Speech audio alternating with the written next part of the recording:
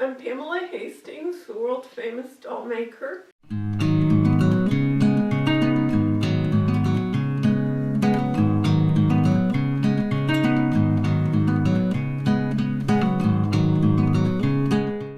My students scattered all over the world have been asking for a video on gussets, so that's what we're doing today. Gussets are an extra piece of fabric added to a sculpture to give it more depth and dimension. When you're using a stretchy fabric or a fabric that frays like the peony silk, draw your pattern piece onto shirtweight interfacing and iron it to the back of the fabric, and that way it'll stay stable as you sew. Here's another simple shape done as a two-piece and stuffed. So the gusset is the part that goes all the way around to separate the two flat pieces and give the whole shape more volume. So, have two simple shapes, and start sewing your gusset along a straight side. And just to make sure that you have the right length, start with, take a cloth, a tape measure, and get a basic idea of what you're going to need for gusset length. About 16 inches. But there's some stretch that happens when you sew. The feed dogs on the sewing machine push the fabric through. So they will push one of the layers faster or more vigorously than the other layer, and you might have to sew the gusset except for a small space in between, attach the other side, and then finish the sewing when you know exactly how much gusset length you need. Then you can cut it and trim and sew the two ends of the gusset together and sew it to the front and back. The kinds of gussets that you'll use in making heads, so those are the side pieces. In the head, the side piece gives you your basic shape. The gusset adds volume. Take the side piece, and I use the extra fine point Sharpies. They work well to mark on fabric. And I draw a center line, and then mark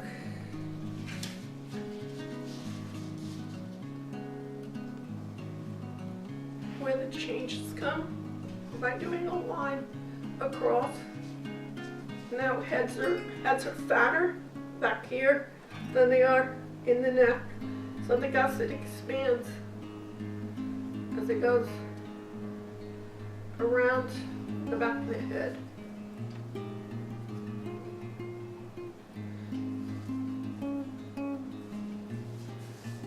And then I'll have it end kind of right in the middle of the forehead. So it's a center line. I can fold it in half and just cut it the gusset the same on both sides.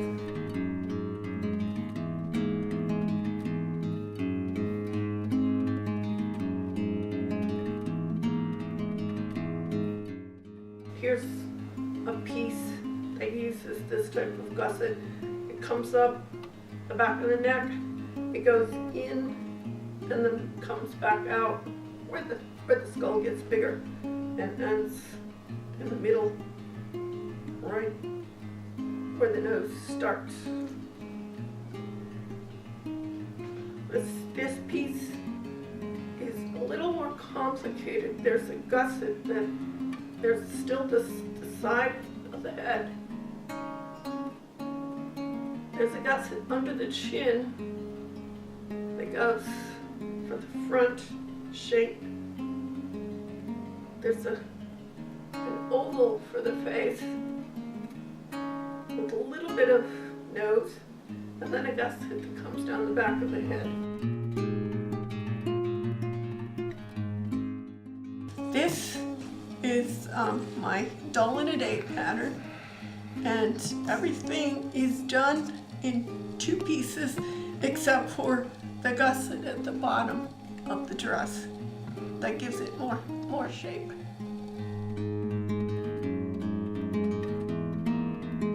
And for a piece that has to stand on its bottom, cut a piece of cardboard that will fit inside the base so it'll stand flat and add some weight. This is a piece with the gusset all the way around the body. The gusset gets narrower towards the groin, and it's wider up by the shoulders. So then you have a wedge shape. This piece has a body front and back that are shaped like this, and then a gusset that comes down the side to add a little bit of attitude to the shape. To make breasts that stand out, you do a chest piece, and then a piece underneath, and then you can sew here, stuff the breasts, and attach it to the body, but you'll get another dimension.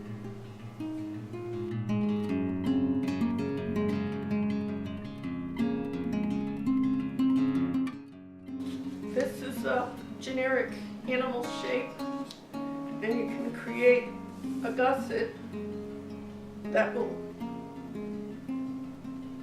go for the belly, the legs, and a little bit under the chin and up the butt to make it 3-dimensional. And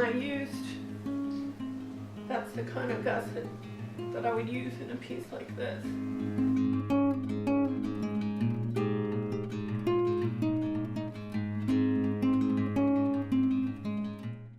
This piece, the body is 2 side pieces. There's a V-shaped gusset for the butt, and then the front is 1 piece with 2 narrower side pieces that give it the bust.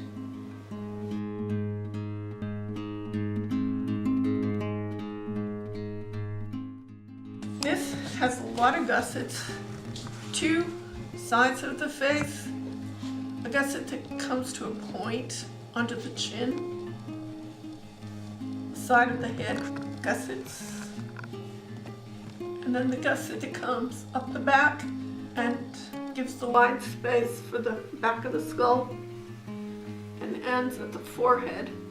And then in addition, I've done some needle modeling to outline the nose and the mouth and indentations for the edges of the eyes.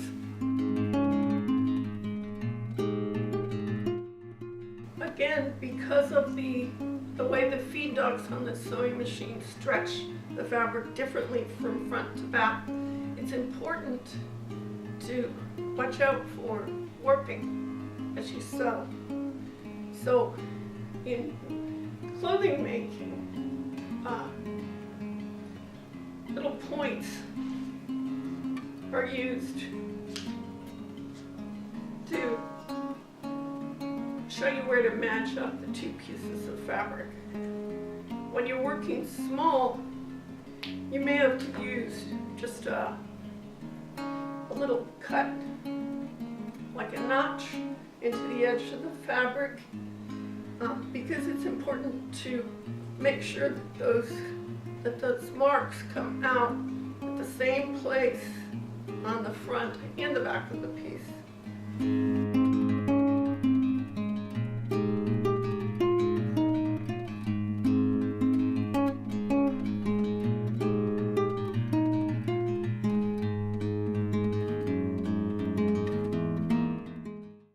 So this is the gusset with the two pieces the same and the gusset even.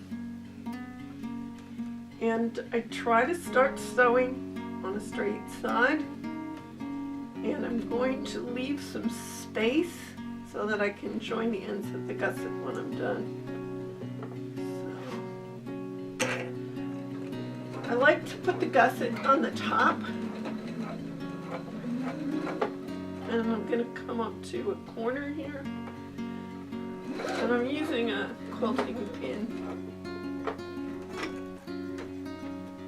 to just help guide the fabric, and I'll set the needle so it ends up down in the down position every time I stop. Sewing around the edge. I'm trying, because I know the feed dogs are stretching the fabric, trying to keep the fabric as even as possible. Now I'm going around the head part. I guess I always think of the knobby things as heads. And there's a little bit of give coming into the gusset, going around the circle.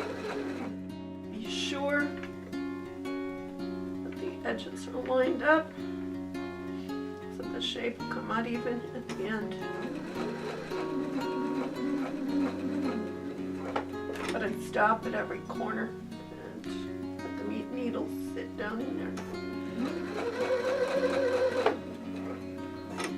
And of course, I've sewn hundreds of miles of stitching in my life, so this may feel a little bit more awkward when you do it at home. But try it with a simpler shape.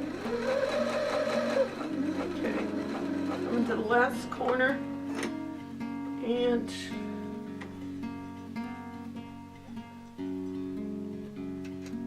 making sure that I follow the point at the bottom.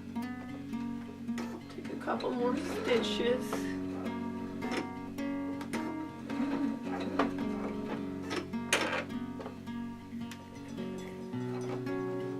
So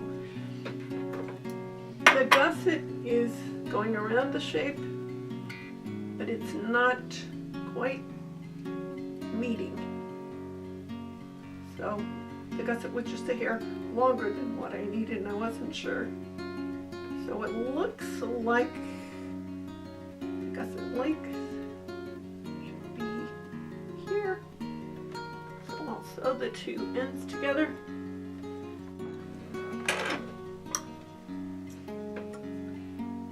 And trim the extra gusset.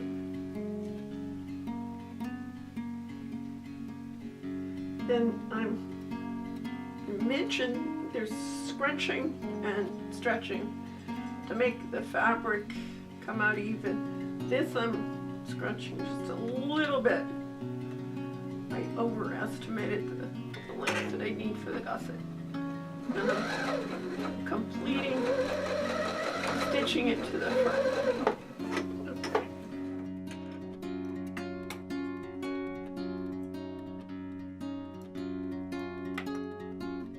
So the gusset is completely attached to one piece.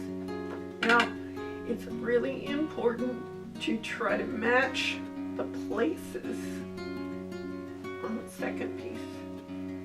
So I would either make a small mark or fold or pin it at the point here.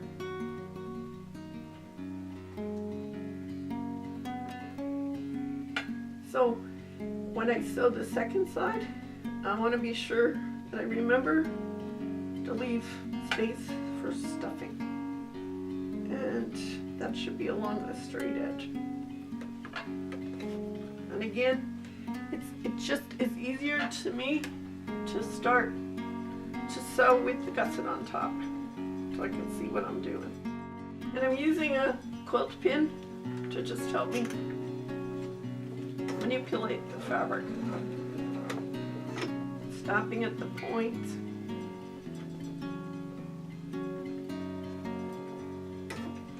Coming up the side.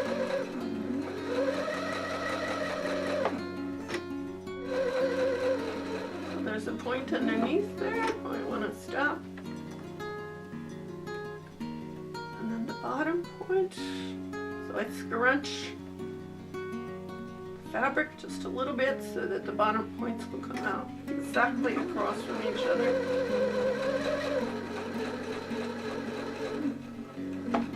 Stop at the bottom points.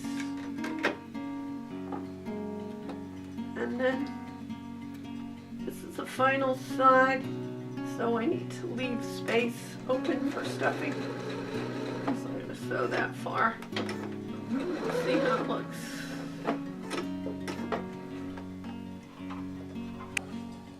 And the gusset is sewn. You have the two pieces. The gusset makes them three-dimensional.